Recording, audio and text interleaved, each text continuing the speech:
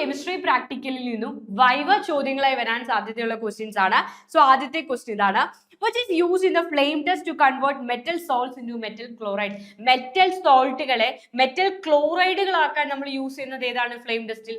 HCl ആണ് use ചെയ്യുന്നത് അല്ലെ. നമ്മളുടെ സോൾട്ടിനെ HCl-ഉമായിട്ട് ചേർന്ന് ഒരു പേസ്റ്റ് ആക്കി മാറ്റിയിട്ടാണ് നോൺ ലൂമിനസ് ഫ്ലെയിമിലേക്ക് വെക്കുക.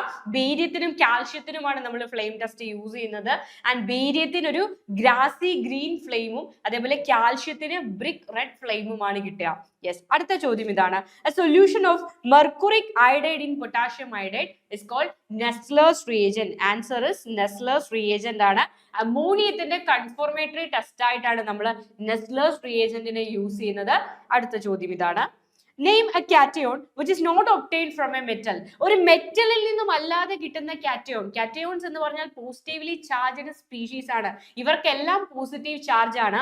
എന്നാൽ NH4+ അമോണിയം നമുക്കൊരു മെറ്റലിൽ നിന്നല്ല കിട്ടുന്നത്, NH3 അമോണിയയിൽ നിന്ന് NH3യെ H+ഉമായിട്ട് ട്രീറ്റ് ചെയ്താലാണ് നമുക്ക് എന്ത് കിട്ടുക? NH4+ കിട്ടുക.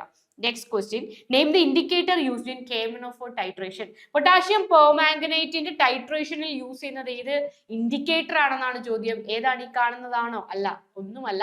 സെൽഫ് ഇൻഡിക്കേറ്റർ ആയിട്ടാണ് ആക്ട് ചെയ്യുക. മക്കളെ ഇൻഡിക്കേറ്റേഴ്സ് ഇമ്പോർട്ടന്റ് ആണ്. അത് പഠിക്കാൻ ഒരു ട്രിക്ക് ഉണ്ട്. സോമി എന്ന് പറഞ്ഞൊരു ട്രിക്ക് നിങ്ങൾ ഓർത്താൽ മതി. സോമി ഇതെന്താന്ന് ചോദിച്ചാൽ സ്ട്രോങ് ആസിഡ് വീക്ക് ബേസ് ടൈട്രേഷനിൽ നമ്മൾ മീത്തൈൽ ഓറഞ്ച് ആണ് ഇൻഡിക്കേറ്റർ ആയിട്ട് യൂസ് ചെയ്യുക.